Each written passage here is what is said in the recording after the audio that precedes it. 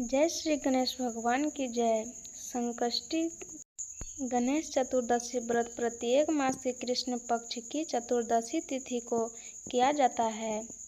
ऋषिगण पूछते हैं कि हे संकट कुमार, दरिद्रता, शोक, कुष्ठ आदि से विकलांग, शत्रुओं से संतप, राज्य से निष्कासित, राज्य सदैव दुखी रहने वाले, धनहीन, समस्त उपद्रवों से पीड़ित, विद्याहीन, सनातनहीन, घर से निष्कासित लोगों, रोगियों एवं अपने कल्याण की कामना करने वाले लोग को क्या उपाय करना चाहिए जिनसे उनका कल्याण हो और उनके उपरोक्त कष्टों का निवारण हो जाए।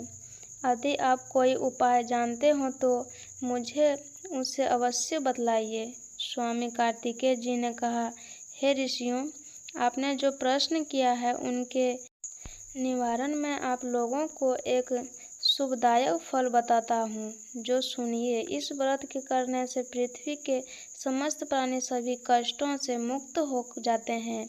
यह व्रत राज्य, महापुराणकारी एवं मानवों को सभी कार्यों में सफलता प्रदान करने वाला है।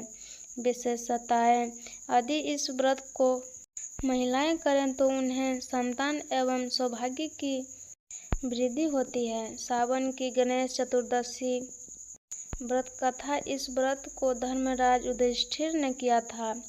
पूर्व काल में राजयुक्त होकर अपने भाइयों के साथ जब धर्मराज वन में चले गए थे तो उस उपासना काल में भगवान श्री कृष्ण ने उनको कहा था, युधिष्ठिर से भगवान कृष्ण ने अपने संकटों के सामनार्थ को जो प्रश्न किया था उस कथा को आप श्रवण कीजिए। युधिष्ठिर पूछते हैं कि हे पुरुषोत्तम, ऐसा कौन सा उपाय है जिनके हम वर्तमान संकटों से दूर हो सकें। हे गजाधर, आप सर्वज्ञ हैं, हम लोगों को आगे अब किसी प्रकार का कष्ट न भुगतना पड़े, ऐसा उपाय बतलाइए। संकंद कुमार की कहते हैं कि जब धर्मवान युधिष्ठिर ने विनम्र भाव से हाथ जोड़कर बारंबार अपने कष्टों के निवारण का उपाय पूछते लगे तो भगवान श्री कृष्ण ने कहा कि हे राजन, संपूर्ण कामनाओं को पूर्ण करने वाला एक बहुत बड़ा गुप्त व्रत है। हे युधिष्ठिर, इस व्रत से संबंध में मैंने आज तक किसी को नहीं बतलाया है। हे राजन, प्राचीन काल में सतयुग की बात है कि पर्वत राज्य हिमाचल की सुंदर कन्या पार्वती ने शंकर जी को पति रूप में प्राप्त करने के लिए गहन वन में जाकर कठोर तपस्या की, परंतु भगवान शिव प्रसन्न होकर प्रकट नहीं हुए। तब 16 तन्या पार्वती जी अनादि काल में विद्यमान गणेश जी का स्मरण किया। गणेश जी को उसी क्षण प्रकट देखकर पार्वती जी ने पूछा कि मैंने कठोर, दुर्लभ एवं लोभहर्ष तपस्या की, किंतु अपने प्रिय भगवान शिव को प्राप्त न कर सकी। वह संकटी निवासक दिव्य व्रत जिसे नारद जी ने कहा था और जो आपका ही व्रत है, उस प्राचीन व्रत से तत्व और आप मुझसे कहिए। पार्वती जी की बात सुनकर तत्कालीन सिद्धिदाता गणेश जी उस कष्ट नाशक शुभदायक व्रत का प्रेरण से वर्णन करने लगा। गणेश जी ने कहा, हे अचल सूते, अत्यंत पुण्यकारी एवं समस्त कष्टनाशक व्रत को कीजिए। इनके करने से आपकी सभी आकांक्षाएं पूर्ण होगी और जो व्यक्ति इस व्रत को करेंगे उन्हें भी सफलता मिलेगी। श्रावण के कृष्ण चतुर्दशी की रात्रि में चंद्रोदय होने के पर पूजन करना चाहिए। उस दिन मन में संकल्प करें कि जब तक चंद्र उदय नहीं होगा मैं निराहार रहूंगी, पहले गणेश पूजन कर ही भोजन करूंगी। मन में ऐसा निश्चय करना चाहिए। इनके बाद सफ़ेद तिलक के जल में स्नान करें, मेरा पूजन करें तथा अपने स्वार्थी के अनुसार सोने, चांदी, तांबे अथवा मिट्टी के कलश में जल भरकर उस पर गणेश जी की प्रतिमा स्थापित करें। मूर्ति कलश पर वस्त्राच्छादन करके अष्टदल कमल की आकृति बनावें और उसी मूर्ति की स्थापना करें। तत्पश्चात षोडशोपचार विधि से भक्तिपूर्वक पूजन करें। मूर्ति का ध्यान निम्न प्रकार से करें। हे लंबोदर, 4 भुजा वाले, 3 नेत्र वाले, लाल रंग वाले, हे नील वर्ण वाले, सौभाग्य के भंडार, प्रशस्ता मुख वाले गणेश जी, मैं आपका ध्यान करता हूँ या करती हूँ।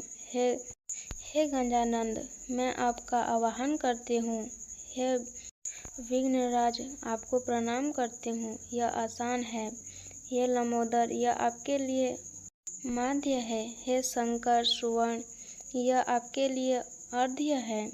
हे उपापुत्र, यह आपके अर्शनाथ जल है।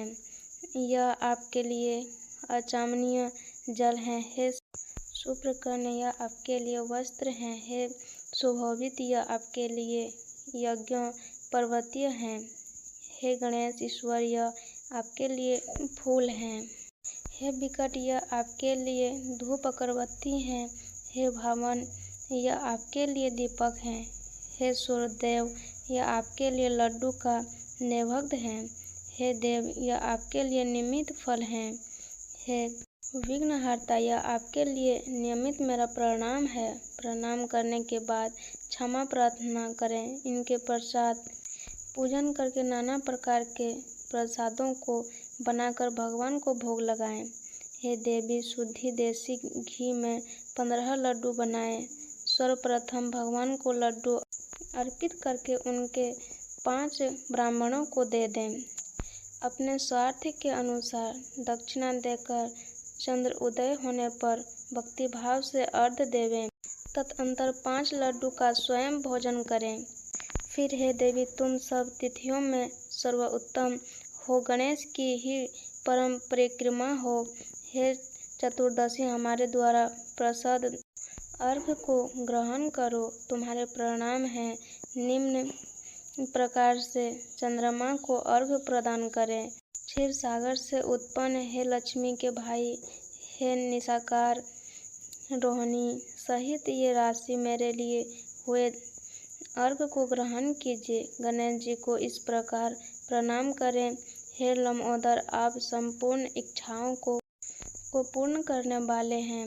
आपको प्रणाम है। हे समस्त विघ्न के नाश करने वाले, आप मेरी अभिलाषाओं को पूर्ण करें।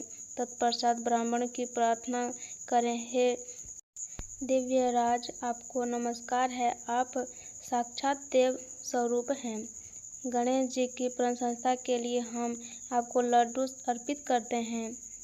आप हम दोनों का उद्धार करने के लिए दक्षिणा सहित इस 5 लड्डुओं को स्वीकार करें। हम आपको नमस्कार करते हैं।